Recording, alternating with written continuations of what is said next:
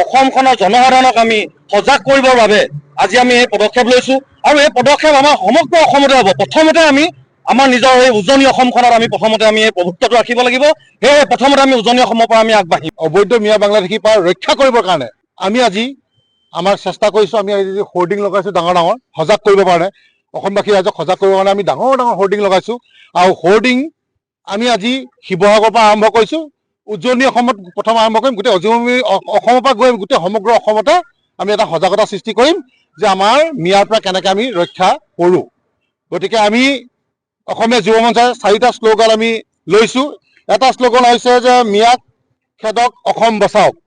2 নম্বৰতে হৈছে থলুৱাক নিযুক্তি দি মিয়াক খেদক। 3 নম্বৰতে হৈছে মিয়া খেদি অসম বাংলাদেশ হোৱাৰ পৰা ৰক্ষা কৰক। আৰু 4 নম্বৰ হৈছে জাগিলে অসম বাচিব দেশ নহ'লে হ'ব বাংলাদেশ। যিসকলে বা যি দলে বৰ্তমান কৈ আছে যে নতুন বৰ অসম তেওঁলোকে গঢ়িব, গতিকে আমি এটা কথা অসমীয়া যুৱ মঞ্চই স্পষ্ট ভাষাৰে আপোনালোকৰ যোগেদি কৈ দিব বিচাৰিছোঁ যে নতুন বৰ অসম আমাক নালাগে। আমাক লাগে চাউলুং চুকাফাৰ অসম বৰ অসম লাগে।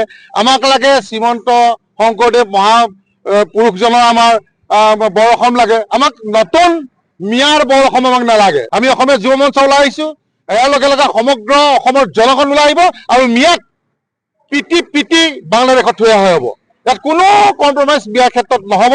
গতিকে অসমবাসী ৰাইজ আপোনালোকৰ সজাগ হওক। মিয়া মানে চোৰ ডকাইত বা ড্ৰাগছ বেপাৰী, গৰু চোৰ, গাড়ী চোৰ, সকলোতে মিয়া মিয়া মিয়া। অবৈধ মিয়া বাংলাদেশ থাকিলে আমাৰ আফটাৰ 15 বা 20 বছৰ পিছত আমাৰ খিলঞ্জীয়া ভূমিপুত্ৰসকলৰ বা খিলঞ্জীয়া মানুহৰ অৱস্থা বেয়া হ'ব।